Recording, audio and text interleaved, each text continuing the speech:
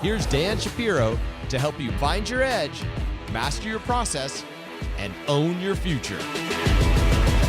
Hey guys, good evening everybody. Welcome to another edition of the AccessToTrader.com nightly wrap-up show. Happy Monday. Hope everybody is doing well. Guys, take a moment out, support the channel. All we ask is click that like button, and hopefully I will continue to point you in the right direction. So over the weekend, big story, a little bit of tensions rising once again in the Iran conflict. Apparently the United States is defending the idea that Iran is claiming that they sank, is it a boat? What do you want to call it? Sank some boats in the Strait of Hormuz. Yes, I call it Hummus or Hormuz. I like Hummus better. It just sounds better.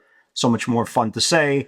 So there is definitely a little bit of uneasy tension. All the diplomatic approach of ceasefire, this, that, and the third.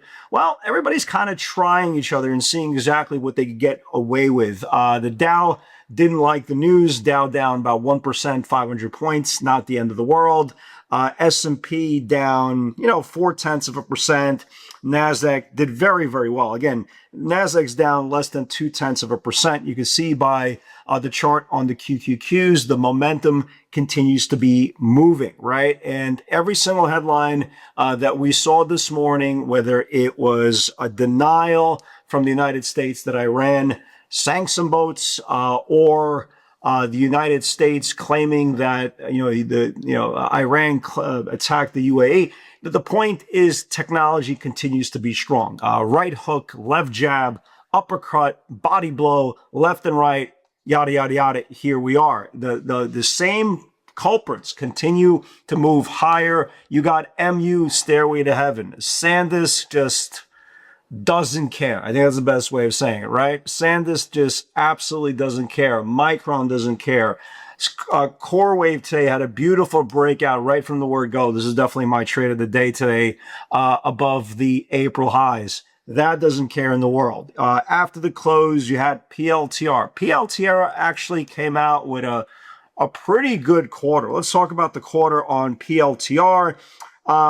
They beat their earnings estimates by a nickel. Their revenues were 85% higher year over year. They raised 2026 revenue guidance from 7.26 billion to 7.6, in the range of 7.6 to 7.7 billion dollars as well. Good stuff there, right? Good stuff there. As of right now, PLTR is pretty much flat. On the evening, I'm assuming the conference call is going to start sooner than later. Here's just touch a note. The last few stocks that were kind of even, right? Even or slightly down in the last few days on earnings. If you guys remember, the initial move on Apple was just down a little bit and then it exploded, right? And the other one was Amazon, right? Amazon was down a little bit and then it exploded. So keep an eye on PLTR. Obviously, I have no idea if they're going to explode after hours or tomorrow morning, but it's very, very important to note that the daily chart is setting up really, really well, right? Again, as of right now, the stock is up about $1 after the close. That's a good sign. Unless they say something so outlandish on their conference call, I want to watch this top of the range here on PLTR. You see how many times it's been rejected off the 100-day EMA? It got rejected here, got rejected here. If it could just reclaim back the 100-day EMA, PLTR could take off. So it's going to be very, very interesting to see what happens on the conference call, but on the surface, good report, really, really good report. So far in the technology space, we've been kind of keeping notes. Every stock is pretty much beating on the top and the bottom line. The question is, how does a stock react after hours? And as of right now, slight bump after hours. So I'm definitely keeping an eye on PLTR for tomorrow. If we can get back above the 100-day supply. If it gets back above the 100-day supply, you have a lot of room all the way up into the 160s. Let's see what happens there. Pinterest, great quarter. I don't know about you guys. My wife loves Pinterest. For all you guys who don't know, we've been like decorating our house since like 2016, like every room, the backyard, like every idea is coming from Pinterest. Pinterest is up about 20% after hours. Beautiful move for Pinterest shareholders. As we discussed yesterday, right? Semiconductors, a little bit weak here. AMD is going to be the big focus for tomorrow. They report tomorrow along with MSTR. Today, they got a pretty nasty downgrade from Wedbush, right? As you can see, you're down 20 points on the day. Don't cry for the shareholders. The stock is up from reclaiming the 50-day moving average from 213. Stock went all the way to 360 in a matter of a month. So, right? The violin. Don't cry with the violin. But it'll be interesting to see what happens tomorrow in AMD shares. So it's going to be very important to understand that. NVIDIA. We talked about NVIDIA. On the weekend update. Lost its 20-day moving average. Gave a pretty good move all the way down to the 194 area. Reclaimed back the 20-day on the close. Important to note, a lot of call buying came in on that dip. Again, it really does show you how the bulls are very comfortable, right? Very, very comfortable with weakness right now. Okay, there was absolutely no fear at any point of the day, which is very, very important to understand. And if there is no fear, the buyers will have no problem stepping in on dips. Here's some notable option flow that we saw for this day. Okay, APLD that's setting up is a very nice looking chart, guys. For all you guys who trade non-beta, this thing is setting up really, really nice here for the next couple of days. This is now the highest close in this 1, 2, 3, 4, 5, 6-day rotation. A June buyer came in for $1.5 million of the June 40 calls. Look at the software stocks. Remember, guys, we're trying to get as much value as possible from the bottom of the range. Guys, look at Oracle, right? Look at Oracle. Oracle is getting very, very close to busting out of this whole formation here. It's now basing over the 50-day moving average for 1, 2, 3, 4, 5, 6, 7, 8, 9, 10. That's 2 weeks, 11, 12, 13, 14, 15. So you have a 3-week distribution above the 50-day moving average. Today, it got rejected right off. Let's see, what number is this? This thing got rejected on, let's see here, 160, 183. It got rejected off of the 200-day, okay?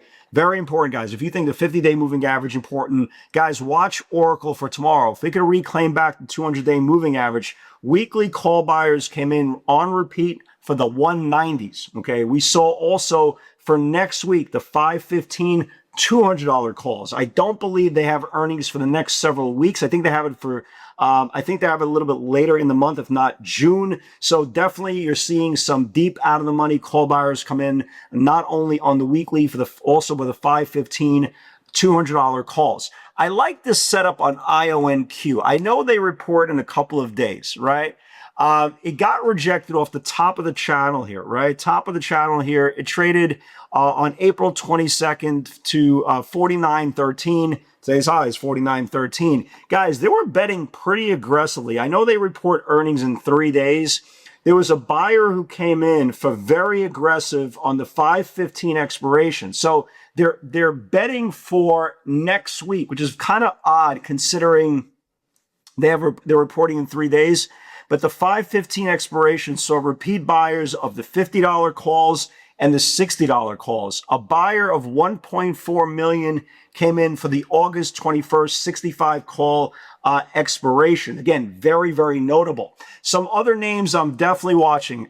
Even though Tesla did not price improve, I like the fact that it did not give back the 50-day moving average. Guys, remember, this thing has not had a meaningful run of multi-weeks in a very, very long time. The fact that it did not give back the 50-day moving average today is very, very notable. I'm a romantic, right? I still believe this thing can violently participate in this rally. What needs to happen now is for Tesla to get back above Friday's channel. Why is Friday's channel important? That's the last hurdle, guys. That's the 50-day EMA. If Tesla can get back above last Friday's channel, it will confirm the 50-day EMA, and the next stop will be this 409 level, which is the April highs. Here's the call buy, right? Call buyers came in this week for Wednesday's expiration for the 395s, right? Remember, these things now have expirations Monday, Wednesdays, and Fridays. We also saw really aggressive, notable 4 10 weekly call buyers. So they're assuming, right? They're assuming that the stock is going to reclaim back Friday's channel and go for a big run. That is to be determined. I like what Google's doing, right? Google now is just resting its earnings highs. You got to like that, right? The longer it goes sideways, the higher probability the stock will come in and have a very, very aggressive next leg up. It's very notable to report they started coming in, not aggressive as of yet, but they're starting to come in for some 390 weeklies. What we need to see is for this thing to take out last week's highs and start peppering those 390 weeklies, one after another after another. For those stocks that get really, really big runs, they're usually peppered with a lot of option flow. Remember, guys, the options market, institutional money flow, usually ignites the underlying security. We definitely want to continue to watch Google going into this week. Some other names, right? Let me give you guys some other names. I really like Oracle if it could reclaim back the 200-day. I really like Oracle a lot. I'm still watching Google. APLD, we talked about. Look at Circle. Circle, a monster move today, right? Big move today on Circle. Circle took out this whole range of selling, man. That's a big statement. It took out a whole range of selling going all the way back to March the 25th. This is the highest close in the whole formation. Look at the volume expansion today. 32 million shares versus the previous days of 10. You have you have over 3 times volume from Friday's session. Keep an eye on this thing for tomorrow. If this thing can start building above today's channel, this thing could wake up as well. Look at CrowdStrike, right? CrowdStrike is getting really, really close to busting out here. It had a really nice move off the bottom into the April highs. Today, it pierced the April highs, and this is now the highest close in this whole formation.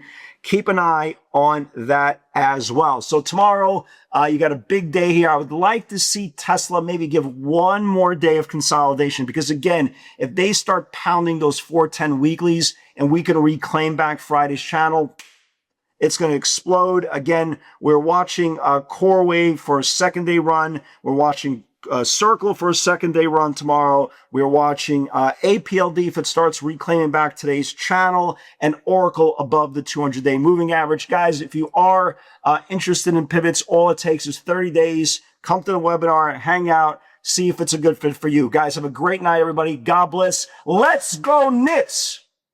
I'll see you guys tomorrow on the field.